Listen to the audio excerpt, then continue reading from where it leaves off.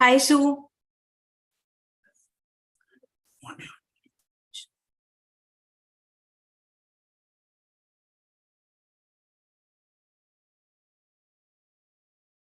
Hello, Sue.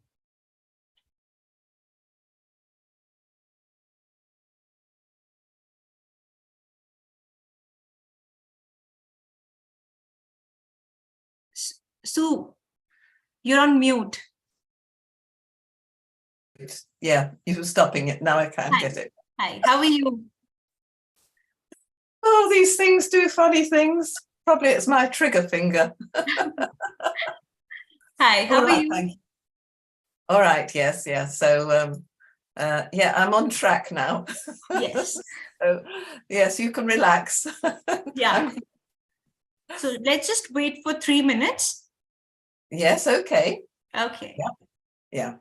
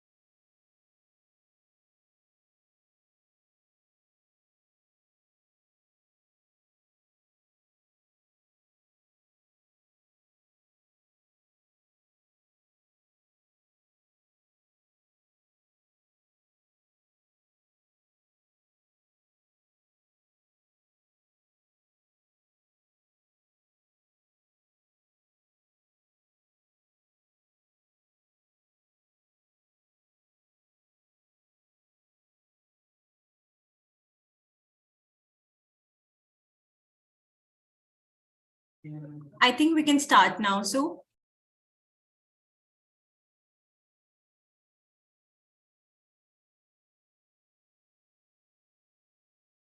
Sue, are you there?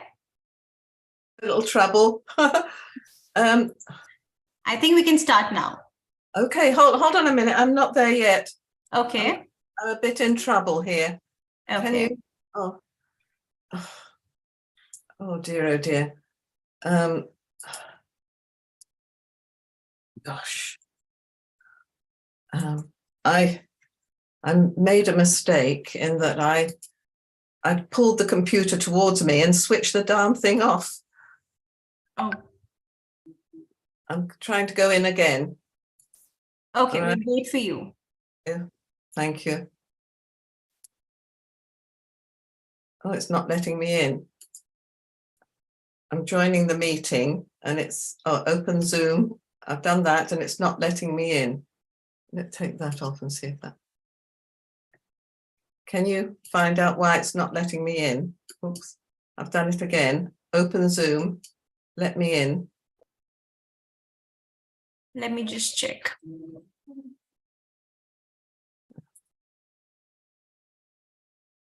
Oops, I don't know. I can see you. So how do I get? So I think you first need to leave the meeting. Oh, okay. Yeah. Let me see if I can do that. It's not allowing me to do that. How do I? Oh, I'm so sorry. How do I leave the meeting? It's not giving me the screen.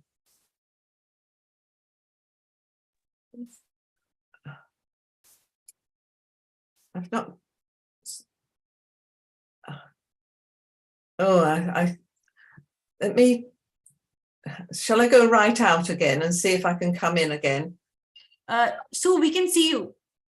Can you? Yes, yes. Can you see my PowerPoint? Okay, yeah. Can you?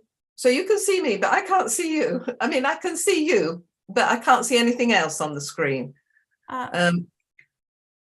So can you still see me? Yes, yes. Okay, so if I go just open the PowerPoint, I can go from there, is it? So I'll just start with the introduction first. Okay, can they see me? Can they see me? Will they be able to see me now? Yes. Okay, righty-ho, I'll see if this works. No problem. So good evening, everyone, and welcome to today's webinar. My name is Diksha, and I'll be your host for this event. We are excited to have you all here today to learn about Jolly Phonics. And whether you are seasoned professional or new to this subject, we believe that you will find valuable insights and information that will help you in your personal and professional growth. The co-author of Jolly Phonics, Sue Lloyd, will be sharing her knowledge and experience with us during this webinar. So in this webinar, we seek to provide you information that you may apply to your students or with your own child. So we also want to make sure that you have an interactive and engaging experience. So please don't hesitate to participate and ask questions. I would like to mention that we will have a 10 minutes question and answer session at the end of the webinar. So please post your questions in the chat box. So in order to prevent the disruption to sessions flow, we have also put everyone on mute. So after this webinar, there will be 2-minute quiz, and that you must take to receive your certification of participation. And only those who registered, attended, and took part in the quiz will be awarded certificates. So without further ado, let me introduce Sue, our speaker. So I want to give a few details about her. Sue Lloyd is a British educational author, teacher, and co-author of Jolly Phonics program, which is a popular and effective method of teaching children to read and write using synthetic phonics. Before co-authoring Jolly Phonics, Sue worked as a primary school teacher in London and later became a lecturer in education at the University of Cambridge. She has also worked as a teacher, trainer, educational consultant, both in UK and internationally. Sue Lloyd co-authored the Jolly Phonics program with her colleague Christopher Jolly in 1980s. The program is now used in schools around the world and has been translated into many different languages. Sue has also written several other educational books, including the Jolly Grammar series. She has received numerous awards for her work in education, including the UK Literacy Association prestigious Author Award in 2019. Her work has had a profound impact on teaching of reading, writing in the UK and around the world, helping countless children to develop the skills they need to succeed in school and beyond. I will now turn the rein over to you, Sue. Thank you for that introduction. What you forgot to mention is that I'm not very good at technology because I don't know what I have done on the screen today, but I can't see myself. I can't see chat. I can't see anything of that. I can just see my my PowerPoint, but I believe No you can problem. see me. So, so forgive No me, problem. please.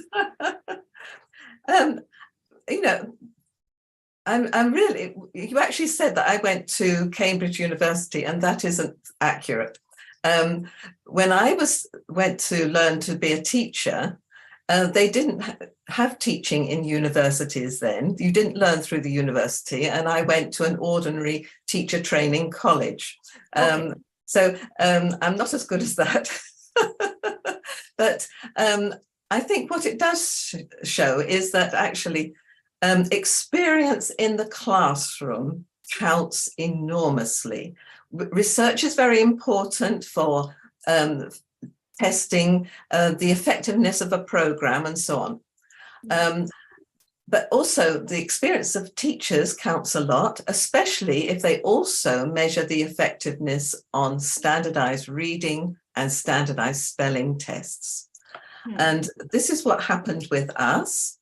I went to a school, and at the school, they taught with whole words and memorizing, which was the typical way then. And then our head of department thought that it was, you know, a bit of a worry because there were some children who weren't learning very well. And so she looked at those children further up in the school, and she noticed that the good readers, they always worked the words out when they came to one they didn't know. But the poor readers, they didn't. They either guessed or they didn't say anything. And so she thought, well, why? And then she looked at their letter sound knowledge, and she realized that they just did not know the letter sound correspondences.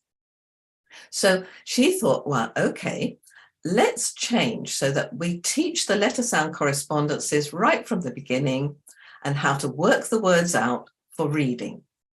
And when we did this, we had a huge improvement. There were 3 of us teachers, 3 classes, so it's a big school, and we all found the same, huge improvement. So in the first term, no reading books, just learning the letter sound correspondences and how to work the words out.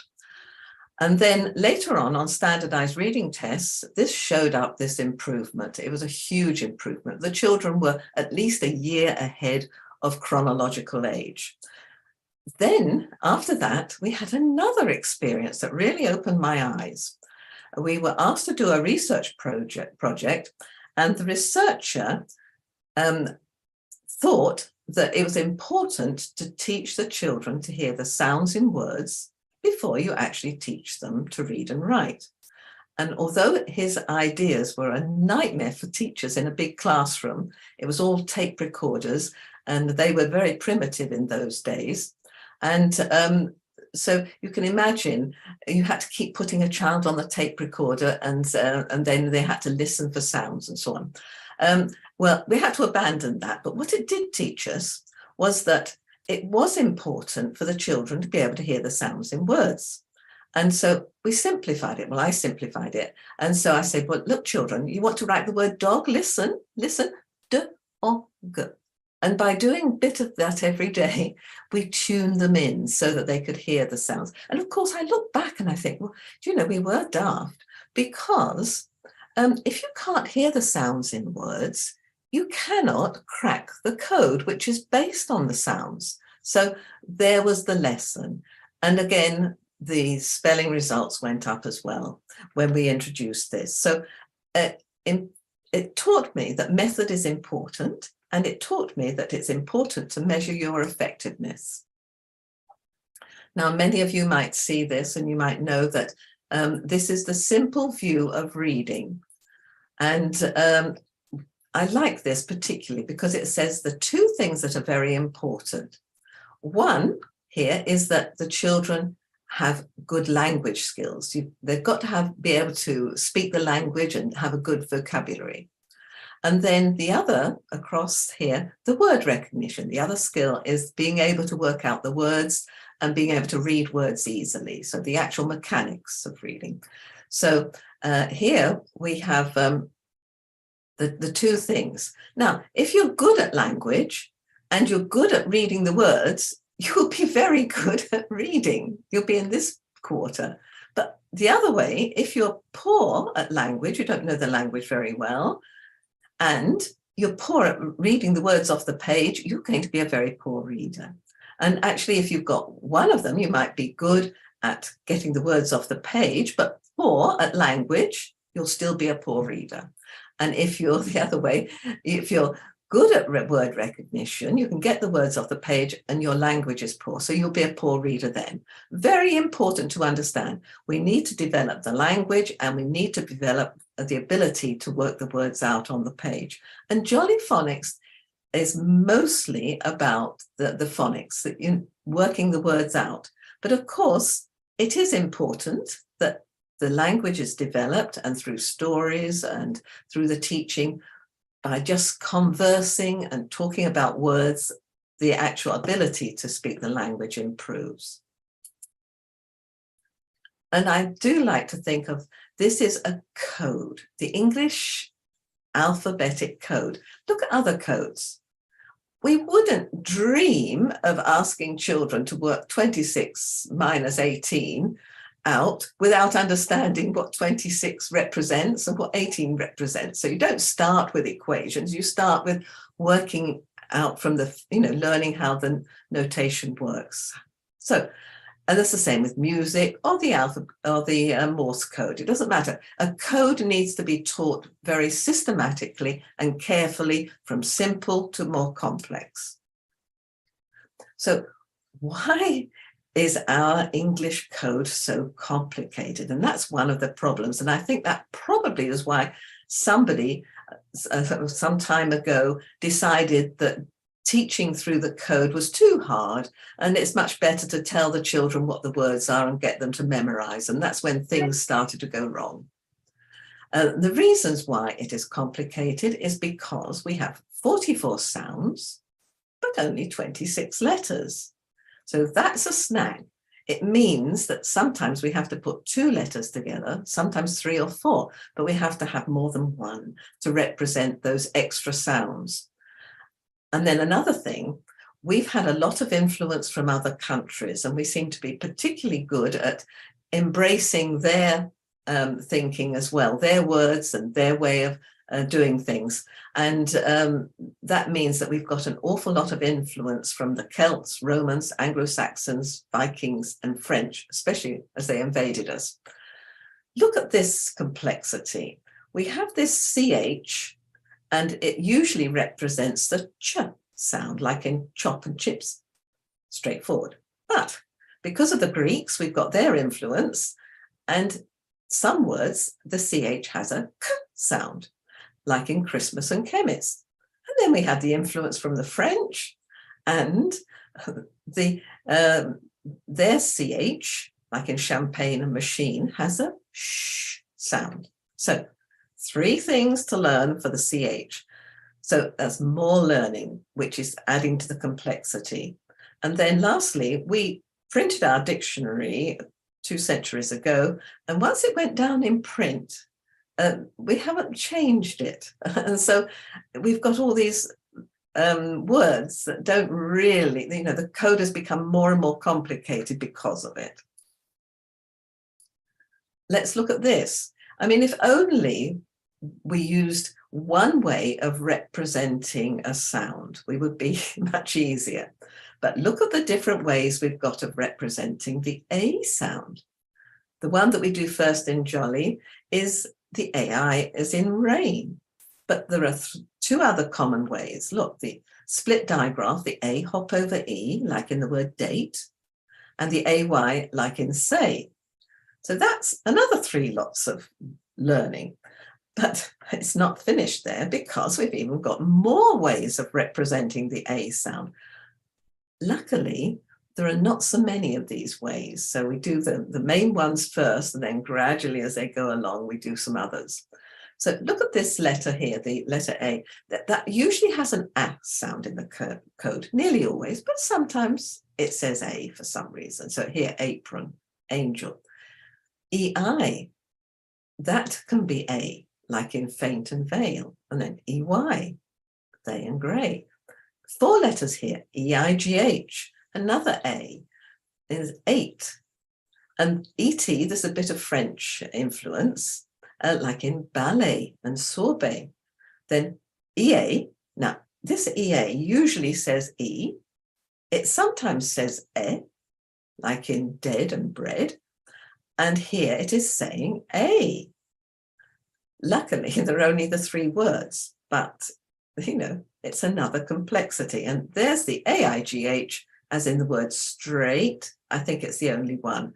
So you see, we have the very common ones and then the less common ones, but they still make the learning to read and decode more difficult, which is why it needs to be very structured and carefully worked out, which is what has happened with Jolly Phonics and the program. You can see this code and you can have access to this. Here's this A again. And the green ones are the ones that we introduced, the letter sounds we introduced first of all. So there's that AIA. And then we get the other 2 that come in the same year, the split digraph on the AY. And then the less common ones all along there. So you can see the English alphabetic code is a stumbling block, but it means that you need to actually do your teaching more carefully and more systematically from the very simple and then build up to the more complicated. We have a new handbook out and there's a new alphabetic code chart there that you might be interested in. Have a look at another thing that makes it difficult. Working out the words. Now, some words are lovely and straightforward and you can work them out every time, which is great. And of course, we do those first of all, so that we don't disturb the children. We give them the simplest first, and then we tell them about the difficulties a bit later. So here we've got the at cat, straightforward. A bit longer word, but straightforward. Invent. Now we go into a digraph here. We've got the brain. Then there's another bit longer word with digraphs, shampoo. And then an alternative spelling of the I, So if you've got the knowledge, you can work all those words out beautifully. Then we come to the snag side. Chemist. Well, if you give a child this, they will think in the beginning that's going to be a ch, but if they know it could be k, if the ch doesn't work, they try the k, and so they learn to work out chemist. And so, once you've got the knowledge, it's straightforward. You've got to try this or that or even another. Then we've got the word doctor. Now, if you sound this out, you go doctor. Now, we don't usually say doctor. We say doctor. We swallow the end. It goes, Now, this little swallow is called a schwa, and it's a swallowed vowel, and we have an awful lot of them in English. In fact, it's the most common sound that we use, a swallowed vowel. So, but if children read doctor, if they've got doctor in their vocabulary, then they will easily adjust to it. Then we have a word like woman or even woman. What's that? Well, that's a bit difficult to get woman from, but if the context is there, they might just about twig into that, but otherwise they will have to be told. Then we've got one that's here. We've got read, or is it read? Because this EA can go E or E. And actually adults don't know which it is until you actually have a context. You're reading it in a sentence, and then you have to make the decision, is it read or read? And then this last one, choir. Well, there are a few outrageous words, and this is one of them. This ch, it's not gone ch or k or sh, it's gone qu. And then this oi is going aya, and then the So only the is sensible. So, you know, these ones just have to be dealt with as the child meets them or as a teacher meets them. And so it shows it is difficult. But, you know, once they've got the first year of Jolly and they are good at blending and they've got all those letter sound correspondences, they will adjust to these difficult ones relatively easily if they have them in their vocabulary. So Jolly Phonics is a systematic synthetic phonics program. This is the research term for this type of teaching. And synthetic doesn't mean artificial. It means put together, blend, segment. You know, you're working the words out, synthesizing. We begin with the alphabetic code from the beginning. We offer a structured step-by-step multisensory, because that helps the children who've got different ways of learning to take it on, but it also keeps it active and more fun in the approach. And we avoid asking children to read words that they cannot decode because we haven't given them enough letter sound knowledge in the beginning. Once they've got that fluency and it's going, you're going to have no problems. This slide I like because actually you can see at a glance everything that you have to do for teaching reading. And here you can see these are the letter sounds on the right-hand side in a chart that introduce the letter sounds that we introduce in Jolly Phonics in the first term. In the pupil book one, which I'm talking about today, we introduce this pinky orange one, the 42 letter sound correspondences and some tricky words. But by the time you get to the end, if you've got knowledge of all these letter sounds, and as you go along, you learn to blend those words and segment the words that use those letter sounds. So by the time you get to more oddities, you are very fluent at working words out. This word bank, which I have to say is the most useful book going, because in that book, I provide the words for you so that you have them at your fingertips, so you can do plenty of blending practice. And of course, when words have been blended a few times, they become known and then they can be read instantly. And that's the skill that you're looking for. Get them to be able to read the words straight away after blending them when they come to a new one that they've never seen before. If a child keeps blending everything, encourage them not to do that. Encourage the whole class not to do that. Try and get to say the words straight away. Look at this research here. Now they can do scans of the brain. And they've scanned a child that was struggling, and they noticed that the right hemisphere was much larger because that's where the memorizing words are stored. It was much larger. Then the child was struggling, couldn't remember any more words, and the whole thing went wrong. And so they gave the child a good synthetic phonics teaching. And the interesting thing was, when the child became fluent and good reader, because they understood the code and they could work the words out, then the left hemisphere of the brain got larger and the right went smaller, because the left hemisphere is where the words are stored. The decoding takes place in that left hemisphere. And here there's a link to an article that you'll find very interesting by researcher Kerry Hempenstall. Very important. So you understand why it is important to always do decoding for reading and not memorizing whole words. So there you are. That's what you need. If you get them good at all those letter sounds and those tricky words, and they're fluent at blending and fluent at segmenting and writing, you will have a very good pupil. Here are the materials that we have. We've got 3 lots and they all teach the same thing.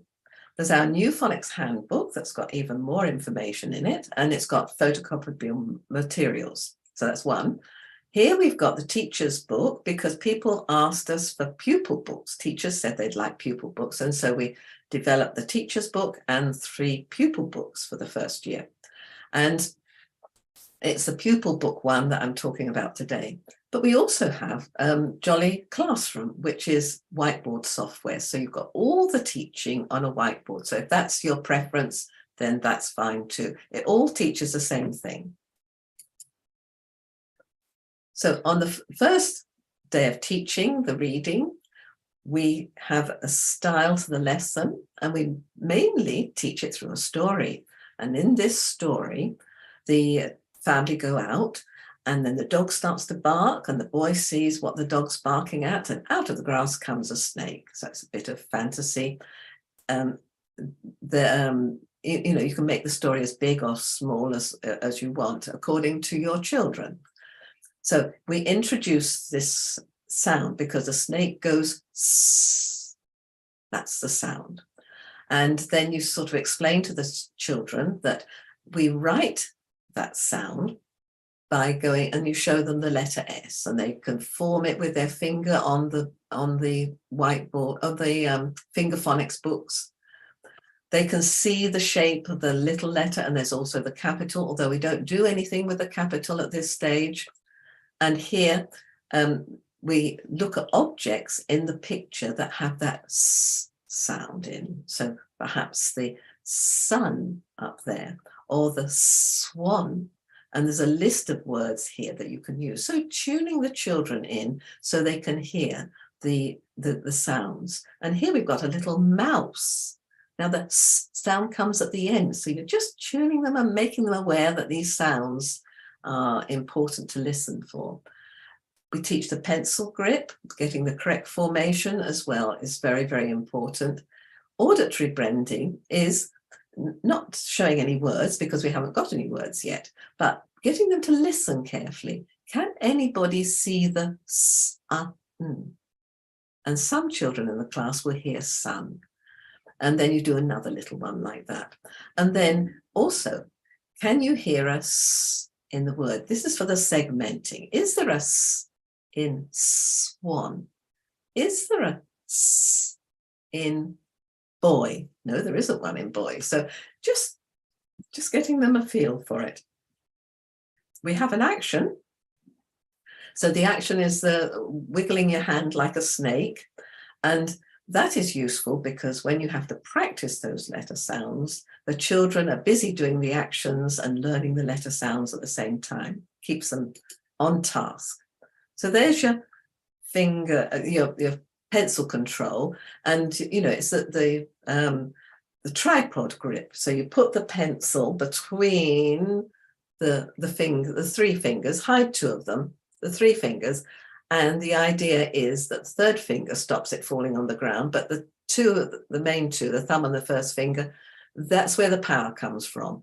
And you need to get these knuckles out so that make the pen move just by moving the knuckles. And we call these froggy legs because it's a bit like frog's legs. And that amuses the children, and it reminds them to get their froggy legs ready when they're going to write.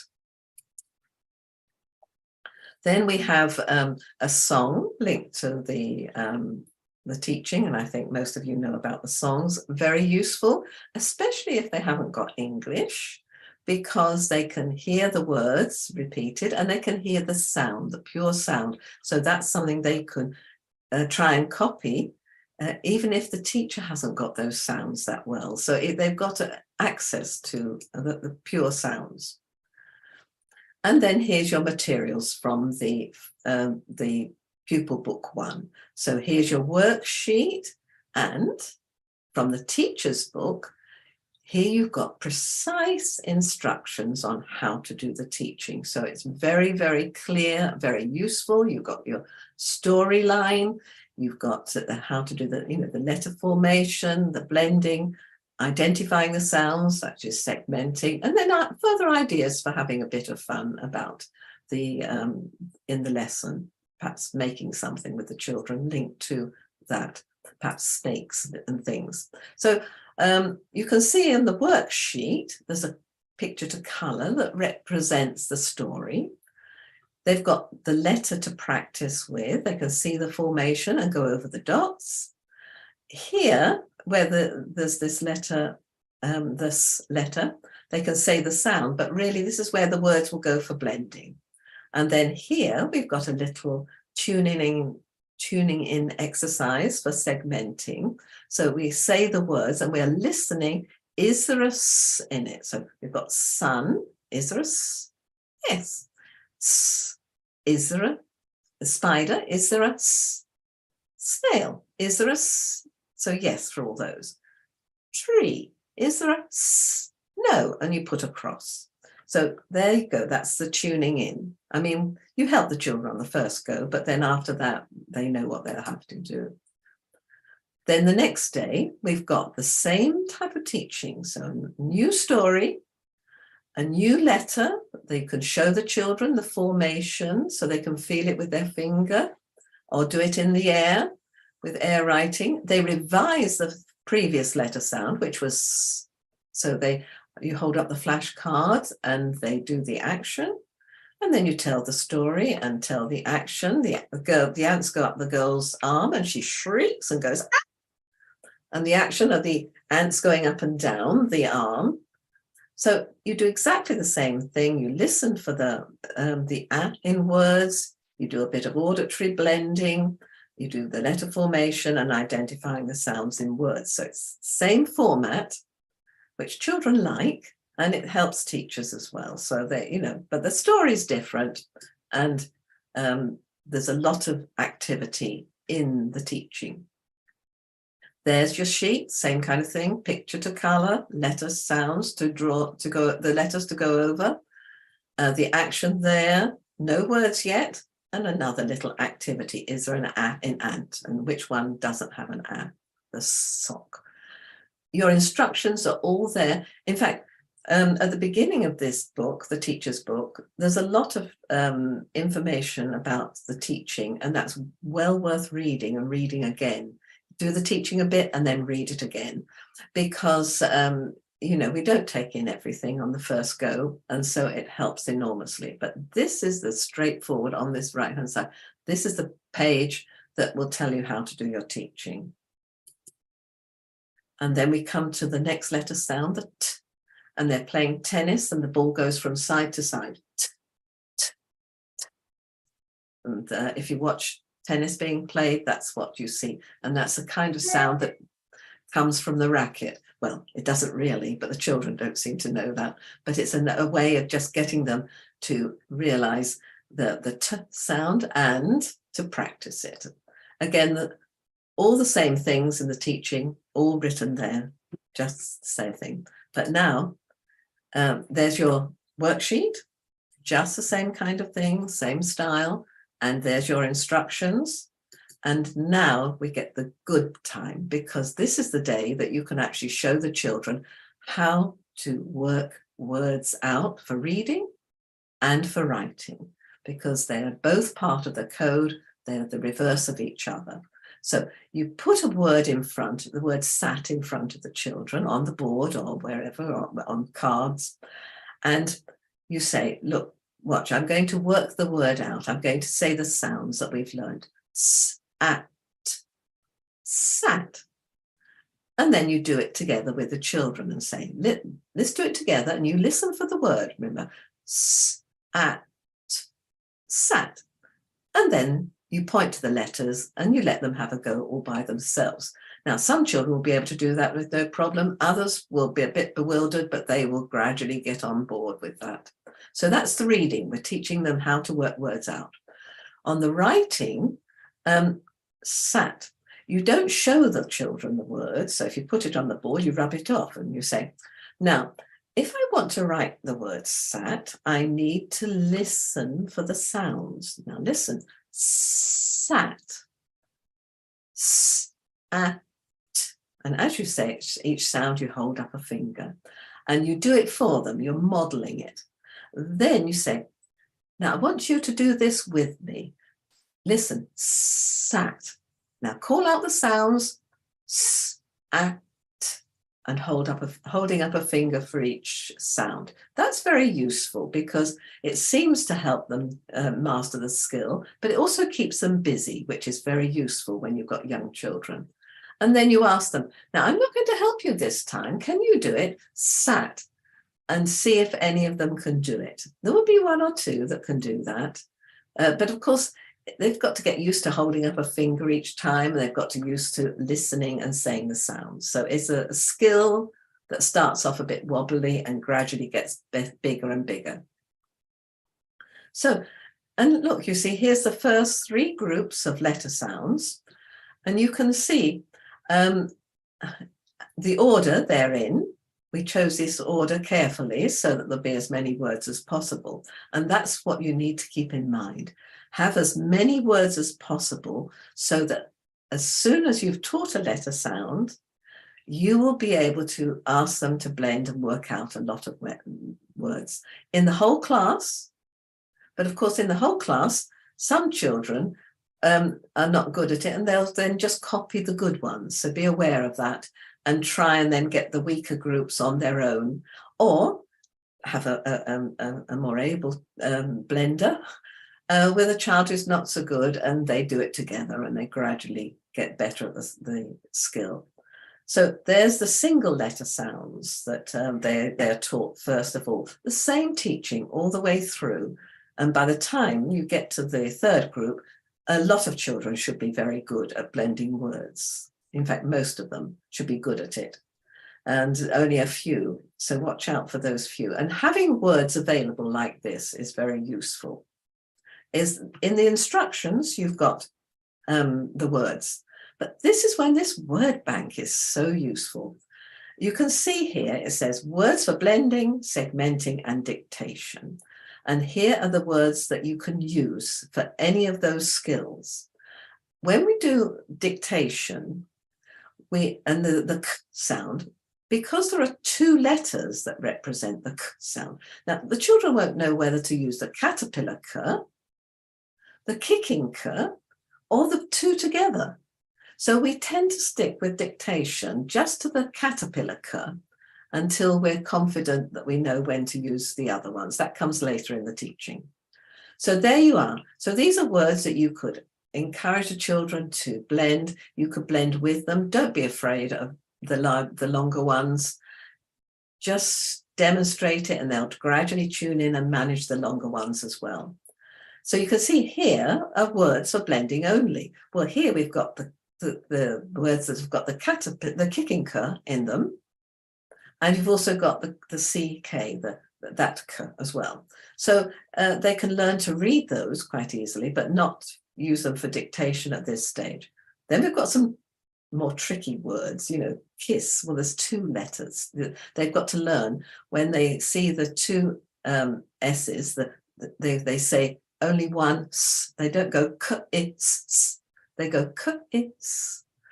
And then you've got little phrases as well. So you can start to have little phrases that you print off and put out for the children to have a little practice with.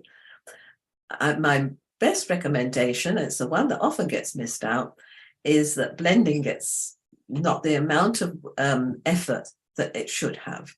And so the more blending you do, the more able the children will be. So here you are. I can't tell you enough times, have flashcards of the words. We've got them in Jolly. Have words on cards, which come from word blending boxes, which you can make. There's a link here and you can click on that link if you've got the PowerPoint opened up like this. Click on the link and you will get how to make these words. Very, very useful. So they can, as soon as you've taught the p here, you've got these words available for you. And then you can actually write some of your own on a little list of words. You could send the list home if you wanted to. So masses of blending practice is important. And of course, once they've been blended a few times, they become known. So in the beginning, they might go it, tin, but then you want them to go back and see if they can go it, tin, pat, nip, sap. So that's what you're aiming for. Plenty of blend. Then we come to the next group of letter sounds, and we've got a digraph here. And they have to learn that the letter here doesn't say a, and the next one I. The 2 together say a. So when they see that, they've got to say a. And it's no more difficult for them than single letters, so long as they can hear those sounds. So there we go, A. And then here, we actually join them, but you can get the program without the joining, the program with print letters, so we don't have joining there. But I like the joining because you can go on and it makes the joining much easier. And next time I'm planning to do the pupil books 2 and 3, and then I will show you what kind of writing can be achieved with that. Here, we're practicing the ones that have gone before, as well as a new digraph. There's your blending words. And here's a little new activity. This is a chain, and they need to be able to hear that it's a ch, a, n, and then put the a in the middle box, the middle circle there. So that's all explained in the instructions. And then there's the next lot of letter sounds. So you're going at a fast pace, but look, 1,600 suitable words available for blending. So with having them at your fingertips and providing them on word boxes or on lists or whatever, practice as much as possible. You're getting them really good at blending before you start on books. So here, for writing, dictation is the most effective way of getting the children writing, but it also revises the letter sounds. And so it's a good idea to start off dictation, just dictating a few letter sounds. In the beginning, only 3 or 4, and it's a bit of a mess, and they're not used to settling down, but the next day they'll settle down better. They'll have their paper and their pencil, preferably with lines on. I get more and more keen on lines. And, just regularly dictate it, show it, and then when they've written it, show them on the board, and if they got it like that, they can give themselves a tick. So dictate letter sounds, and then as soon as they can hear the sounds in some words, you can dictate a few words, and then that can extend to little phrases. And then when the tricky words have been introduced, you can start having sentences with some of those tricky words in. So it's a progression, very powerful, and the best way I know of teaching. This is what it will look like. So this is without lines, but in my old age, I prefer lines. Here you can see the digraphs are joined.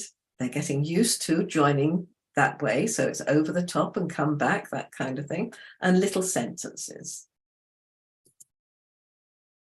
Then we get to the TH. So when we get there, the tricky words start to be introduced. So here's the tricky word, the. So that means that you can start to use the word that they learn. And the tricky words they learn by the is sensible, but the doesn't say it goes it's that schwa. So they have to learn that there, that says the. It's the funny bit is the at the end. So that's what they have to learn. Another little activity here, you have to listen for the sounds. This, that's 3 sounds, and color in 3 circles. And then you can write the TH in the circle where it should be. So there you are. And more instructions over here. You can see how the children are meant to fill it in as well. Lots of instructions, nice and straightforward. And here with the TH, you can see you get more words available for blending, segmenting, and dictation. They're from the word bank book.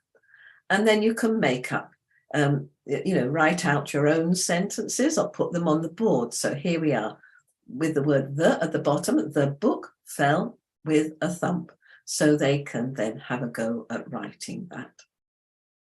You might have to guide them with the double L in fell. So, you can guide them where you think it's necessary, but basically they should be able to write that relatively straightforwardly.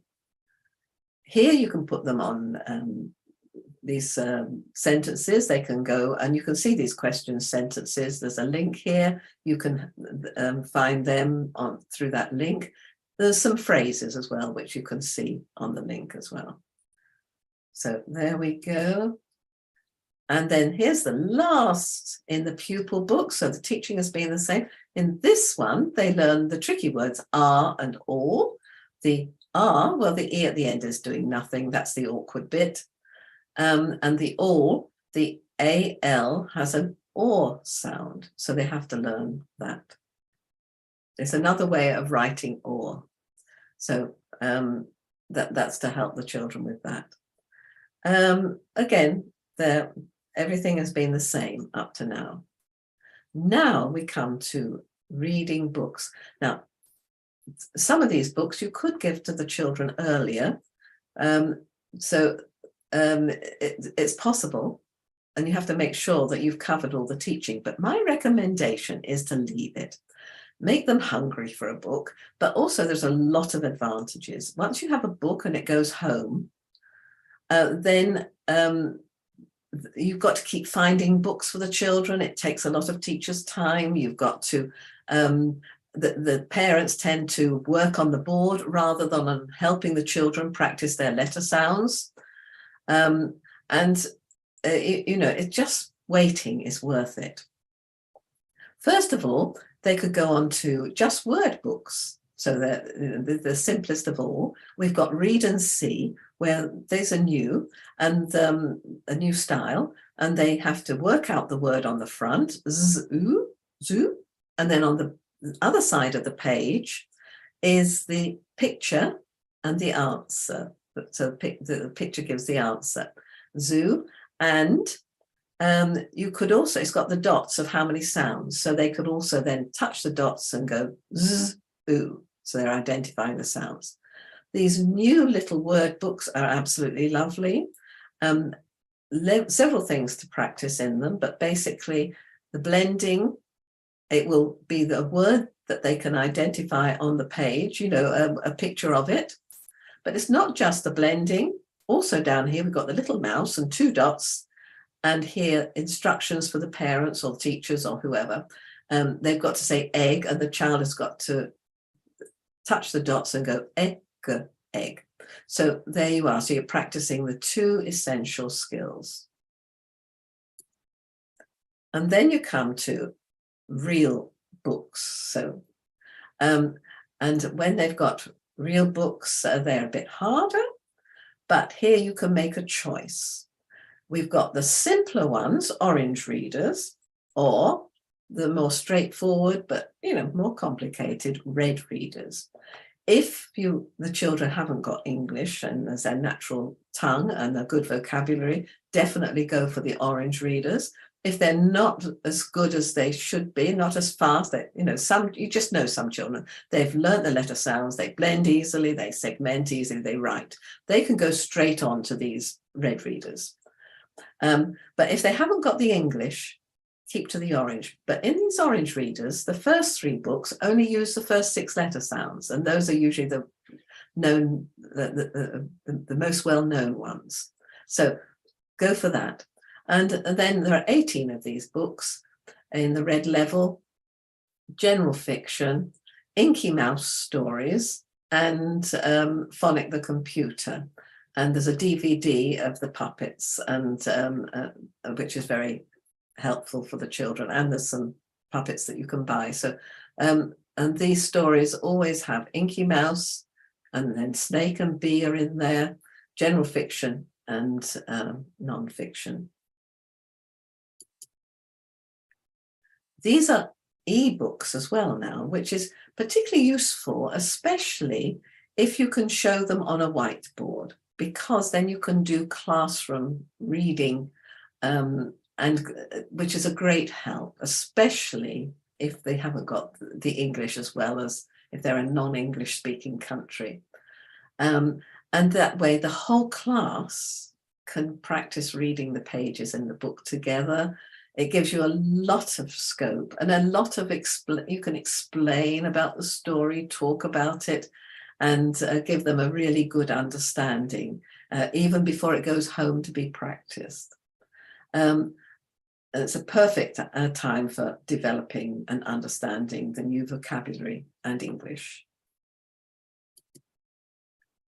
In your phonic book 1, at the end, after the 42 letter sounds have been taught and the tricky words, there's some activity sheets.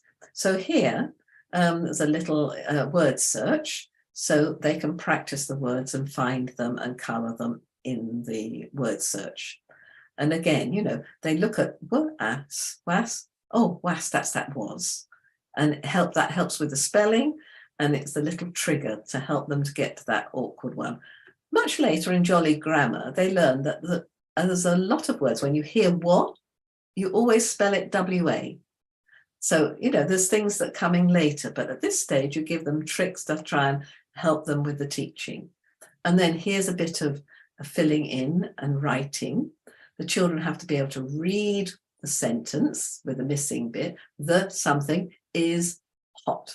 And again, it's pie. You can tell them it's a pie if they don't know that. But then they've got to listen for the sounds, pie, and write them in on the lines. A longer line means it's going to be a digraph or a trigraph even. So there you are, little exercises there, which practices the reading, practices the spelling and the writing.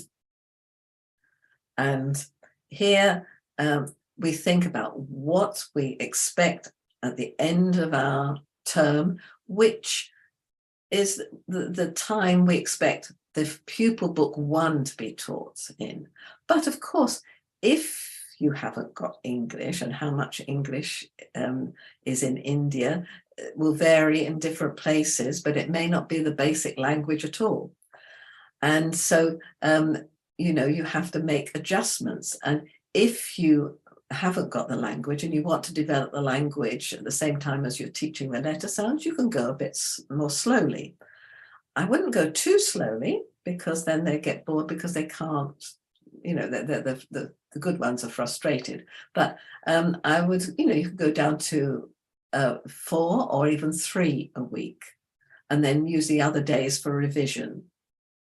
Again, of course, if you only have them for 2 days, you know, you're not going to do it in that time. So you have to extend it there. But the secret is, remember what you've taught and don't ask them to read or write words that you haven't taught them how to work out. And that makes it much easier. So the aim is to make sure they know those 42 letter sounds. They can read the word, a lot of the words that are in the word bank linked to those letter sounds. They need to be able to write those letters, the alphabet letters, correctly. They need to be confident at writing words, phrases, and sentences from dictation. So again, you know, the first term, but if you need to extend it, that's fine, so long as you don't ask the children to do things that you haven't taught them. And you have an awful lot of words in there that you can use. And at the end of the pupil books, you get this little well done. And that's all the teaching and the tricky words, so they can practice with those and remind themselves. Of course, we all know that it's never quite straightforward. You take a class in, and this chart represents everything I've found out as well, that you've got a few, a little 5%, the darker green at the top. They just learn to read and write so easily. Then you've got the next group, a lighter green, 35%, well, with a bit of instructions, they will come on. Then you've got the orangey pinky. These children, if they don't have a structured program like Jolly Phonics, they are going to, a lot of them will struggle.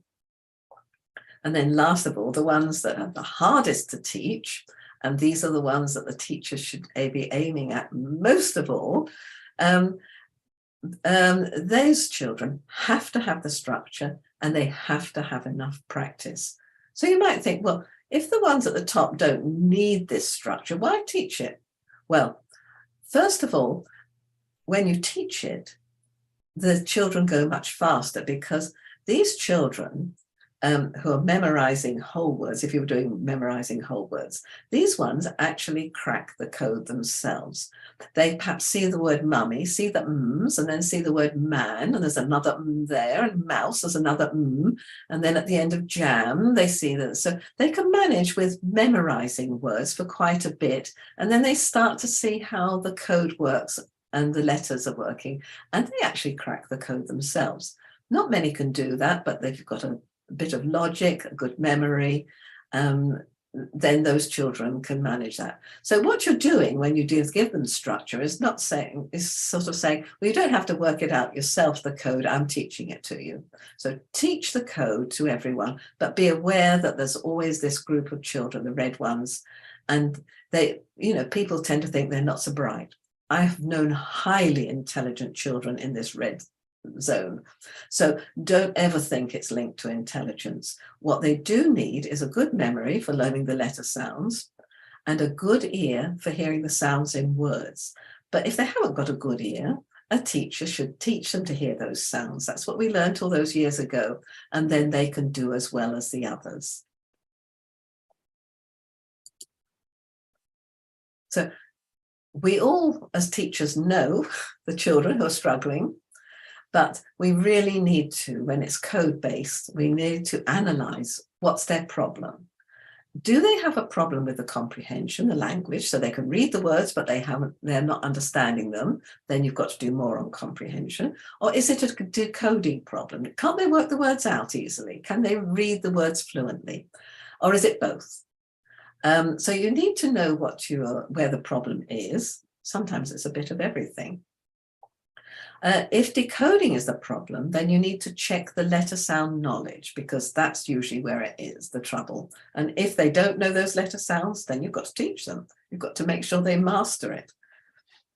If their ability to blend words is poor, well, they need more practice. Practice in the classroom, practice with parents. If they can't blend, or they're very bad at it, never give them a reading book, because you will just make life harder for them. I've never known a child I can't teach to blend. So, they can all learn to blend. Those that are in mainstream schools. So it's our job to make sure they really can blend and blend well. If it's a problem with the writing, well, again, you need to check that letter sound knowledge. Do they know how to write those letter sounds easily?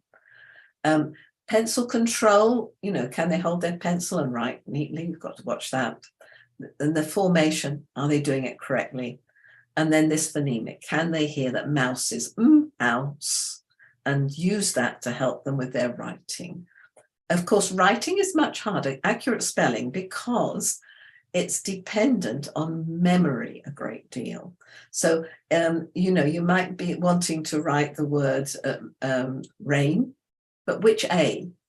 Or the word hate, which A? So you have to remember which A, but usually once they read a lot, they tend to start to remember which alternative A to use.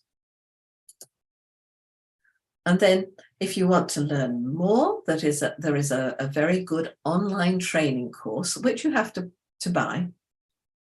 And you get a certificate at the end if you're good enough. They do measure how well you're doing. It's a 20-hour course, so it's a serious study. And if you're really serious about wanting to learn it, then it's a very, very good course. And you can find out by using this link here and going and seeing what is involved. But if you want to learn other things, here we've got my website. And when I got too old for going and traveling and training, I decided to make videos of everything I've learned. And here's my website, Teaching Children to Read and Write. And here's the link. So you can click on that. And there you go. You get the website.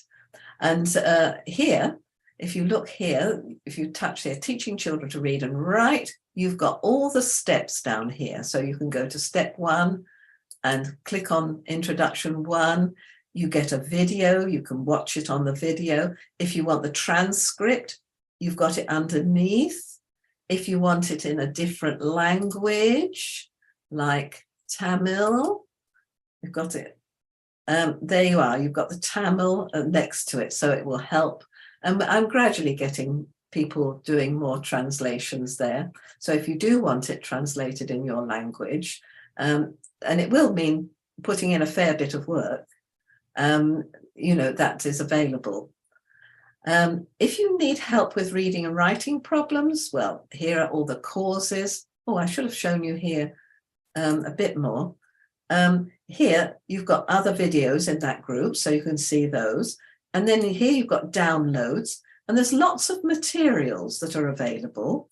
And if you want to see all the downloads, see, so here you've got the print letters and ordinary letters, the letter sounds in step 1. So it's all the same things as in Jolly, but you can see, and nothing is very special. It's just that I've done the work for you. And there are a few links as well. So very useful. Then help for reading and writing problems are all there.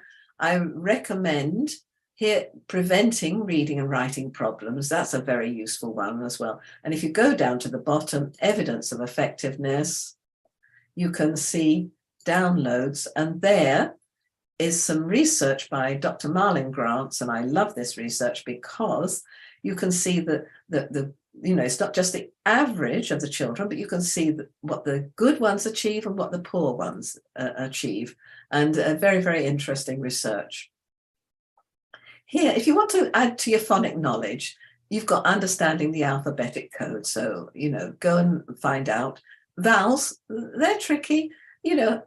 Understanding how the vowels work does help with your teaching. And then if you want to know about decodable readers, I go into not just our decodable readers, but other decodable readers. And then at the end here, there's bits about how we got into that. So that's just for interest. So it's full of information, and I recommend that you look at that. So let's go back to Zoom, I think. Am I with you now? Am I back to Zoom? Can you hear me? Yes, Sue. Yes. Oh, I had a heart failure then. Thought you couldn't hear me. Can you hear me? Yes, Sue. Well, I finished. Okay. Thank you so much, Sue. Thank you so much for such a wonderful and informative session. And if you may allow, can we take up some questions? Yes, that'd be lovely. Okay.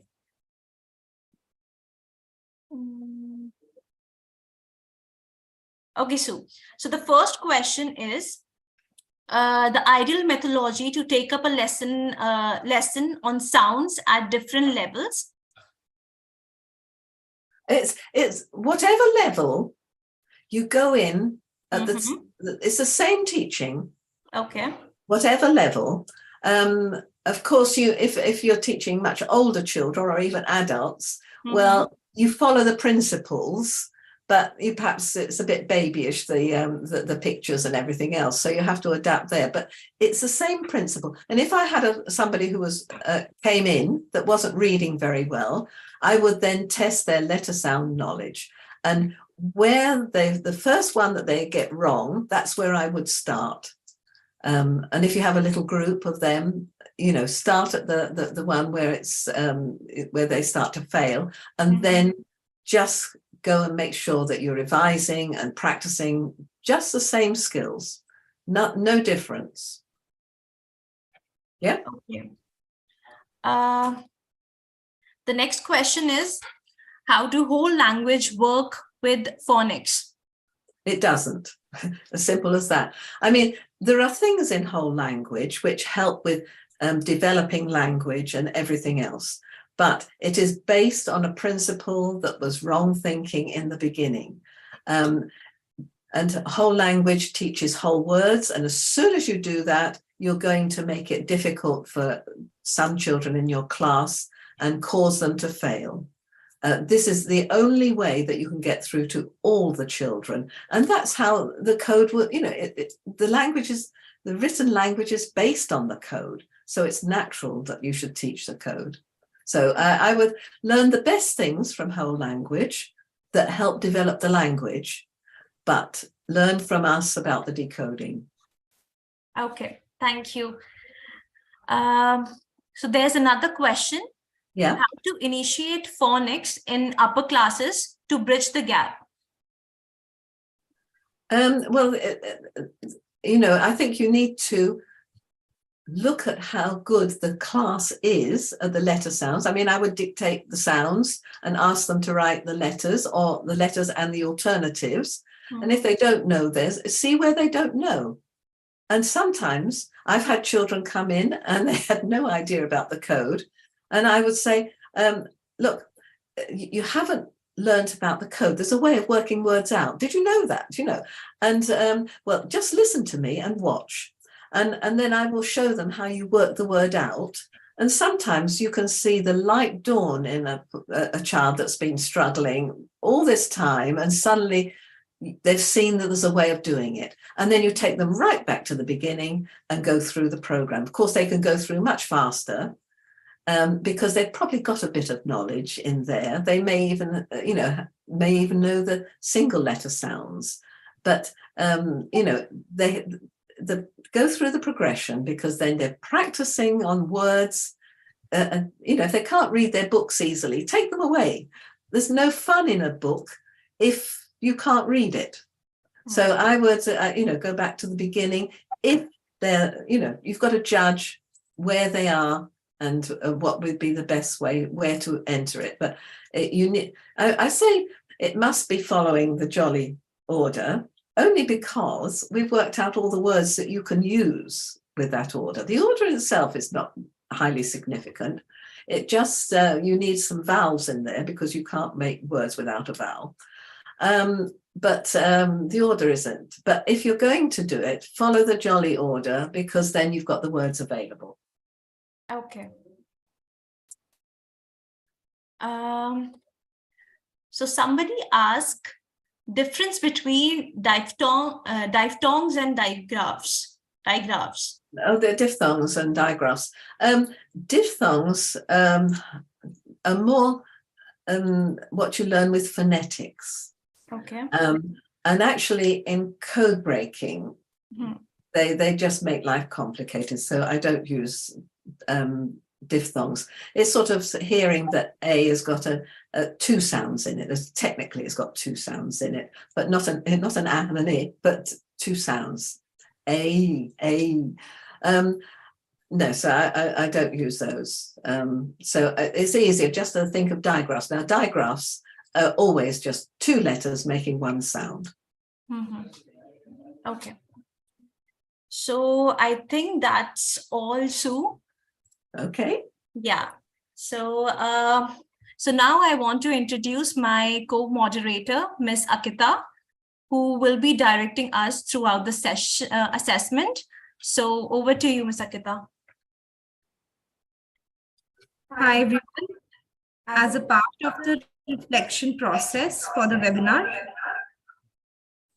we invite you to play a quiz and test your understanding. Please note that the certificates will be awarded to those who attempt the quiz. The link for the same has been posted on the chat. Please join us as a guest instead of logging in, and put in your email ID, which you use to register for this webinar, under your name once you click on any of the following links, which I've sent on the chat. I hope everybody can see the link. So you can use any of the links to join the quiz. And please remember to put your email ID that you used to register for this webinar under your name. Write it under your name, please.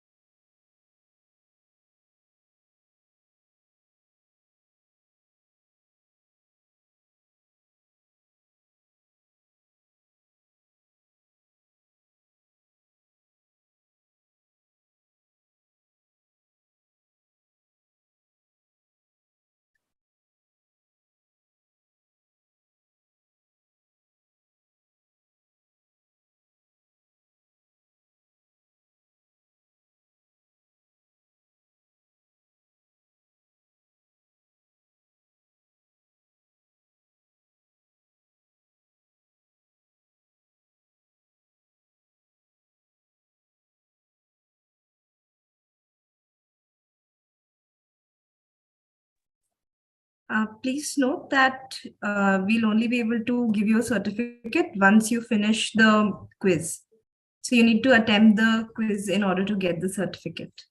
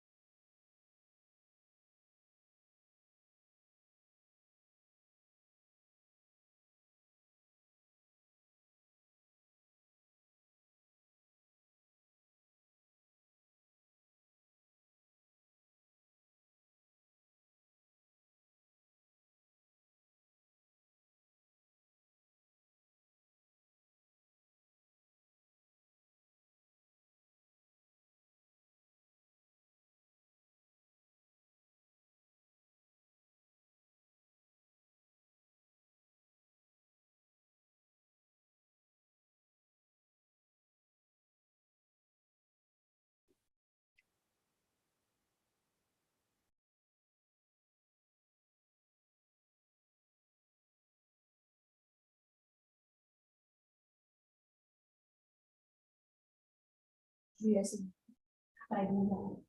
So I hope everybody's almost done with the quiz or have already finished. We'll move on with the thank you note if everybody's done. This is what the quiz would look like. I hope everybody's done it.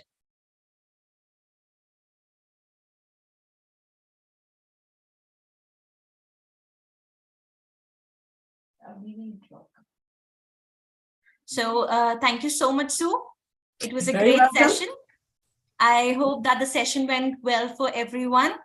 And also, all of the products are available for purchase at sargeducation.com.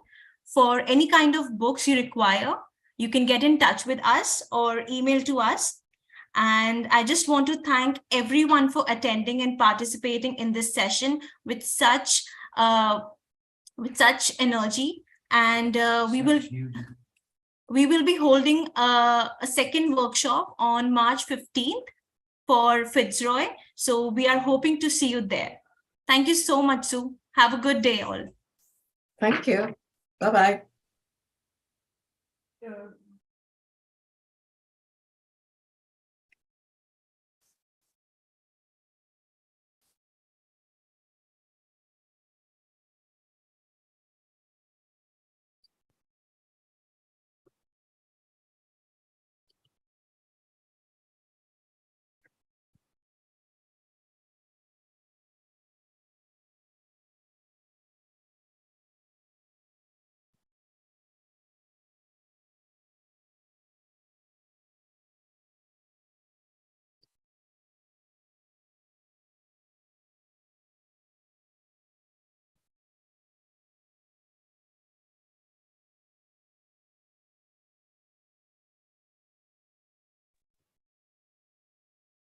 So we are giving 5 more minutes for you to complete the quiz.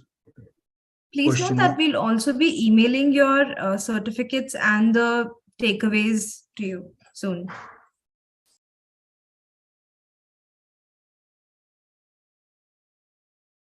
And we don't need an account on Neopod to go through these questionnaires. You just click on any of the link.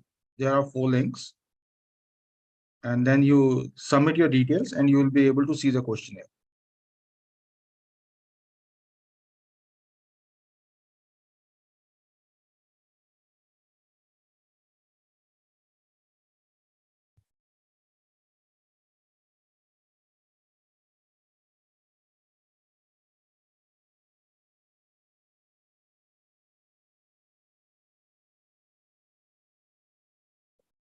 All those who have done with the quiz can leave. And then Thank you, everyone. Akita, can you please share the links again? There are still few who are asking for the link.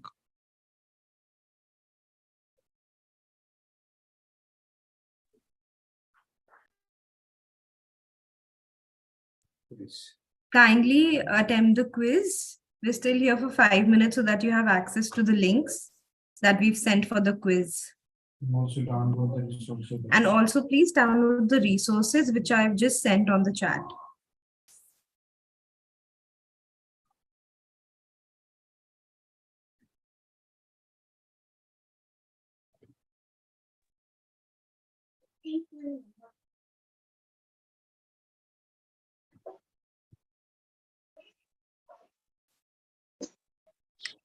Hello.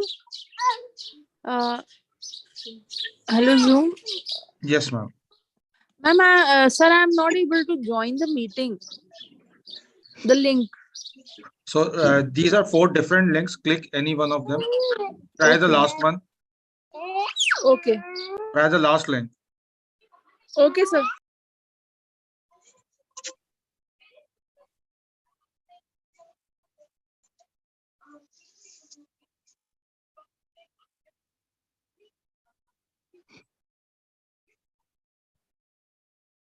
So all those who are done with it can leave the session. Others who are still not are doing it can What stay. is the first skill taught in Jolly Excuse Phonics? me, you. I can't also join the quiz. I'm trying to join, but it is not coming. Last one, I opened the last one also. Mhm. It's not working.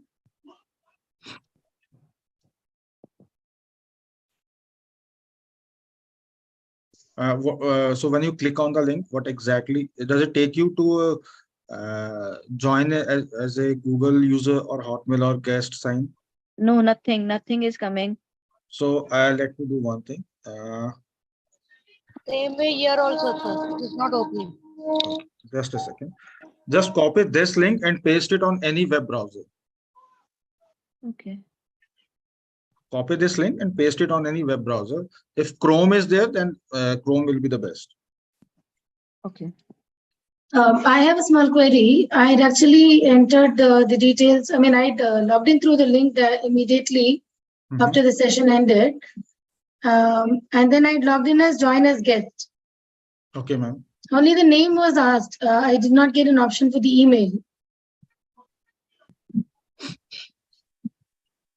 But I've got, I finished my quiz and then I got it. I got the answer. I mean, I finished all my 10 questions and then I got the response. So have you filled in your full name, first name and the last name? Yes. Well, Okay, registering how I'd done it, right? Same way. Yes, then we'll take it from there. No worries about it. Okay. Fine then. Thank you. What is a consonant digraph? Sir, just now you something regarding downloading. Can you repeat it again?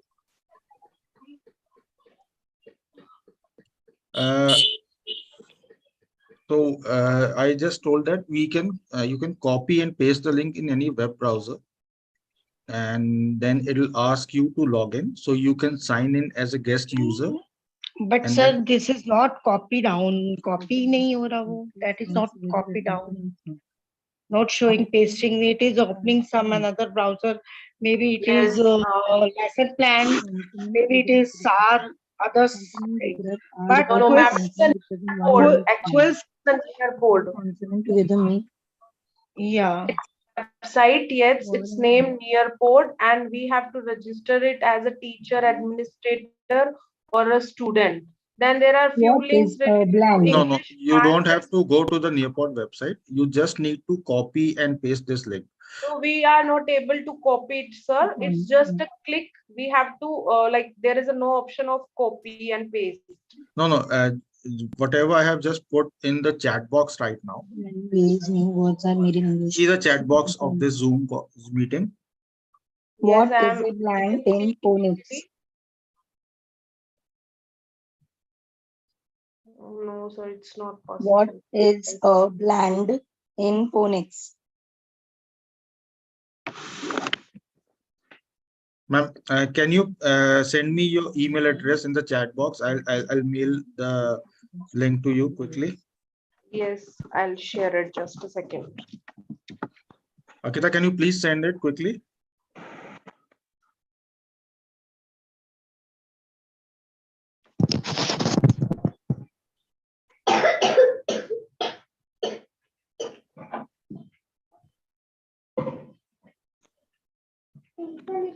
Sir, once we got the answer, Two consonant answer letters with has the been pronouns submitted, then we can leave now. two Yes, vowels. On right hand side, they are showing one code. That code is important. Consonant band is when two or more consonants are blended together, but each sound may be heard in the blend. Hello. The most common beginning consonant blends are include two Excuse me, consonant sir. letters that are Yes, ma'am. pronounced separately. On right hand side, once we finish the quiz, one arrow comes there and they no, are nothing. Once you finish the quiz, you can leave. You don't have to do anything else. okay. And where we have to fill the email address? No, it is only for those who cannot open the questionnaire. Okay, okay. Thank you. Bye-bye.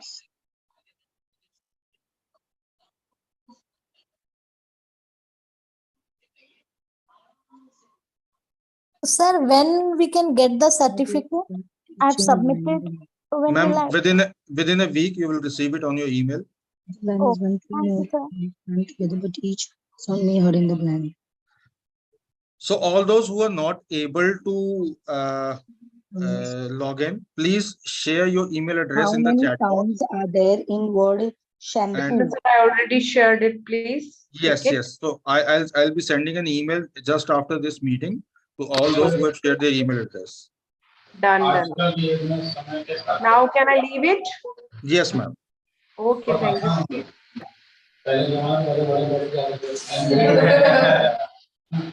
फिर भी मेरे लिए मुश्किल हो गया नहीं मतलब वैसे इसका मीनिंग ऐसे हुआ कि समय का जो समय को जो I have sent the email ID. Open it. Hello.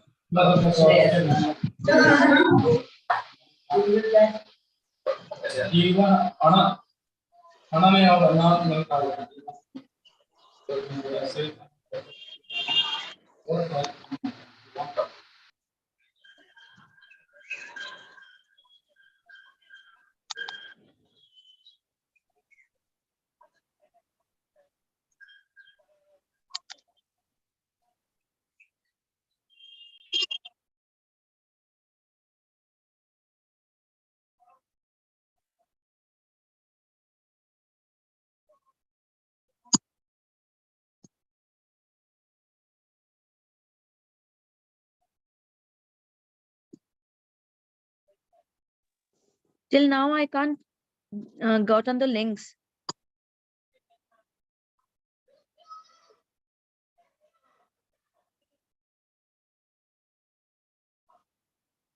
So I'm sending it just after this session ends. So you can attempt it after the session. You'll receive the email. So don't have to worry about it. I also can't open the link, sir. Please, everyone who cannot open the link, just leave your email address in the chat box. I'll send you the link after this meeting. Okay, sir. I already sent my personal open.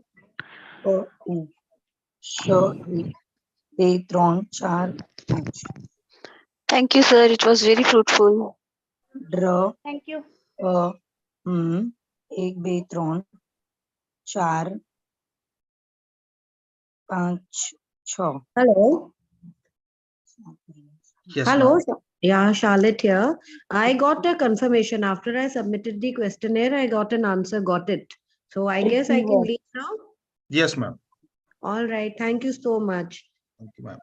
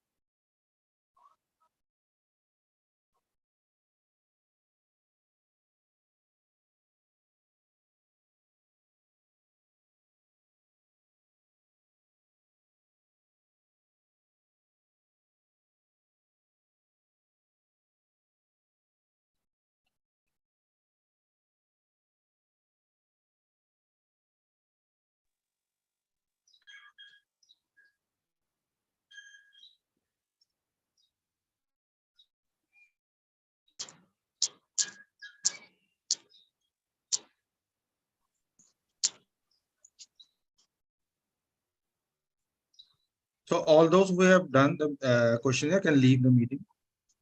And if you have submitted your email address in the mailbox, chat box, then also you can leave. So as soon as this session ends, I will be sending you an email to all those who have shared their email with a link again from where you can log in and attempt this questionnaire. But please make sure that you do it just right after the meeting when you get the email.